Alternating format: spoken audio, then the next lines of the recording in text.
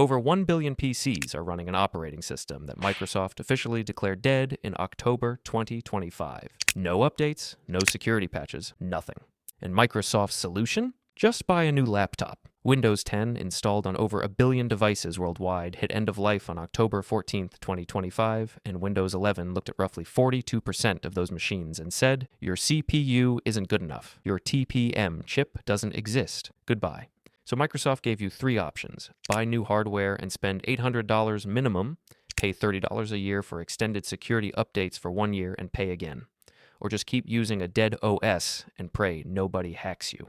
Wow, what an absolutely brilliant business model. Now here's the part Microsoft definitely doesn't want you to hear. Linux Mint runs on all of that incompatible hardware, smoothly, for free, and forever. That's exactly why Mint is having its biggest moment ever right now in 2026. Let's talk about it. Linux Mint 22.3, codenamed Zena, dropped in January 2026, and this release is clean. The app menu got completely redesigned from scratch. Faster, cleaner, sections you can rearrange yourself. Finally feels like something built in this decade. Cinnamon 6.6 shipped with it, and the big story here is Wayland. Mint is getting serious about Wayland support now, which means better performance, better security, and future-proofing the whole desktop. They also added a brand new system information tool. A GPU model, USB devices, PCI, BIOS.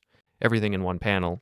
No commands, no terminal. Just open it and see everything. Nightlight toggle is now permanently in your taskbar. Notification badges on app icons, like seeing your email app screaming 47 unread, which we don't talk about that. And high DPI scaling, which used to be genuinely painful on Mint, is now solid and reliable. Every single thing they shipped in Zena just works better. That's the Mint formula. Ship less, ship right.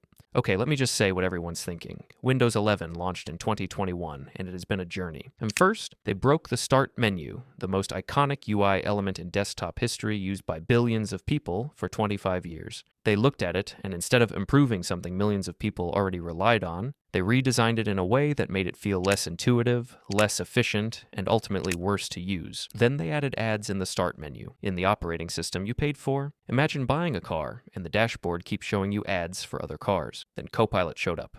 An AI assistant nobody asked for, integrated into everything whether you wanted it or not. Your File Explorer now has opinions. Then they started requiring a Microsoft account just to use your own computer. Microsoft just decided they need to be involved in that relationship. And then my personal favorite, Windows 11 finished last in a speed test against 6 generations of Windows, the newest version, the slowest. Meanwhile, Mint is sitting there on your 10-year-old laptop, booting in under 20 seconds, using less than 1 gigabyte of RAM at idle, and asking absolutely nothing from you. No account. No telemetry buried in settings page 7 of 12, no ads, no AI you didn't ask for, just your computer doing what you tell it. Okay, but why Mint? There are other Linux distros like Fedora, Arch, Debian, and Ubuntu. So 3 things that make Mint stand apart. Time shift. This is Mint's insurance policy for your entire system. Automatic snapshots on a schedule. If you ever break something, and eventually you will, you open Time Shift, pick yesterday's snapshot, click Restore, 5 minutes. Everything back exactly as it was. It turns Linux from scary experiment into safe playground. That psychological shift matters more than people realize. No corporate agenda.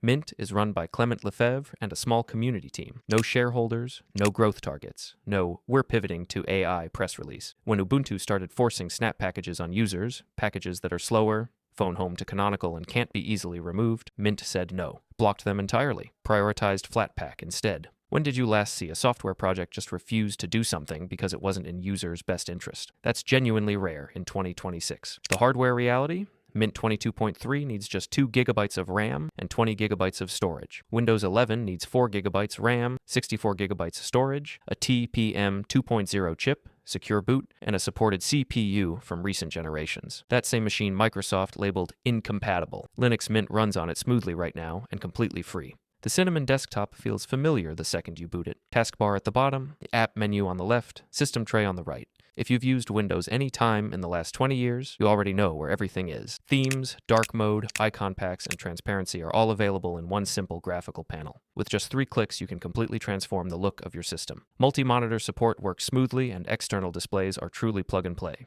Bluetooth, Wi-Fi, and printers are all managed through clean, user-friendly graphical tools. No commands required. The software manager works like an app store on your phone. Search for Spotify, OBS, Steam, or VLC. Click Install and done. No terminal. No package names to memorize. And Flatpak is built in from day one, so if you ever need the absolute latest version of any app, It's right there in the same store. Let's be honest about who this is for. If your machine got rejected by Windows 11, Mint isn't just an option, it's the best option on the table right now. If you're done with ads, forced accounts, and an OS that treats you like a product, Mint is your answer. You get 5 full years of security updates on this release. No subscription, no Microsoft account, no conditions, just free. Now, hardcore gamers chasing bleeding-edge GPU drivers? Look at Bazite or Nobera built exactly for that. Developers needing the absolute latest kernel and toolchain? Arch or Fedora will serve you better. But everyone else? The student, the home user, the person with a laptop that still runs perfectly fine but Microsoft decided wasn't good enough? This is your OS. So before you spend money on a new laptop, try this first. Linux Mint might be all your system ever needed. Boot it, explore it, and decide for yourself. I'll be right here when you do.